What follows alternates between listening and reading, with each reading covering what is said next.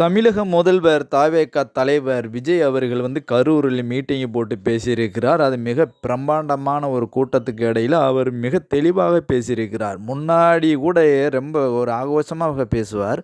ஆனால் அந்த ஆக்ரோஷமாக இருக்கிறத நிறுத்திவிட்டு ரொம்ப அமைதியாகவும் கருத்துக்களை நல்ல நியாயமாகவும் அமைதியாகவும் மக்களுக்கு தெளிவாக எடுத்து கூறியிருக்கிறார். உண்மையிலேயே அவர் சொன்னது மாதிரி இந்த லஞ்ச ஒழிப்புலேருந்து எல்லாமே மாறி மாறி இருக்கிறதுனால இவங்கெல்லாம் 2 கட்சிகளும் சேர்ந்து இனி அடுத்து என்ன செய்யலாம் யோசனை பண்ணி கொண்டு இருக்கிறார்கள். கண்டிப்பாக மக்களே, இனி எந்த காலகட்டங்கள் வந்தாலும் வேற யாருக்காவது ஓட்டு போடுங்களே தவிர இந்த 2 கட்சிகளுமே இனி நல்ல தலைவர்கள் கிடையாது. அவர்களுக்கு கண்டிப்பாக ஓட்டு போடாது. யார் புதுசாக வந்தாலும் கூட இந்த விஜய் அவர்களுக்கு போடாவிட்டாலும் வேற ஒரு ஆளுக்கு கூட போட்டு கூட அவரை மும்பரமாக கொண்டு வாங்களே தவிர, ஆனால் வேற ஒரு ஆளுக்கு ஓட்டு போட்டுறாதீங்க. ஆனால் விஜய் என்பவர் கரெக்டாக முதல்வர் கரெக்டாக கொண்டு போய் கொண்டு இருக்கிறார்.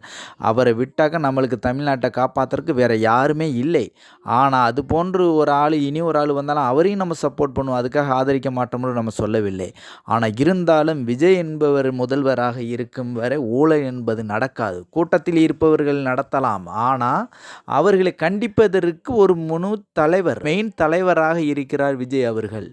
இவரை ஆதரித்து எல்லாம் செய்வதில் தவறு ஒன்றும் கிடையாது. ஆனால் மிக ரொம்ப தெளிவாக பேசியிருக்கிறார். இந்த தடவை அவர் பேச்சில் ஒரு சவுண்டோ சத்தமோ எதுவும் கிடையாது. ரொம்ப தெளிவாக ரொம்ப அமைதியாக ரொம்ப மக்களுக்கு புரிய முடிய அவர் சொல்லிட்டு போயிருக்கிறார். அவர் ஒரு நாள் மெச்சூரிட்டி ஆகிக்கொண்டே இருக்கிறாருங்க.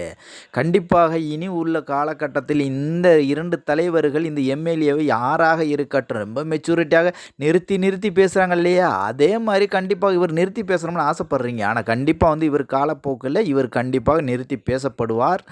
அதை நாடு பார்க்கத்தான் போகுது.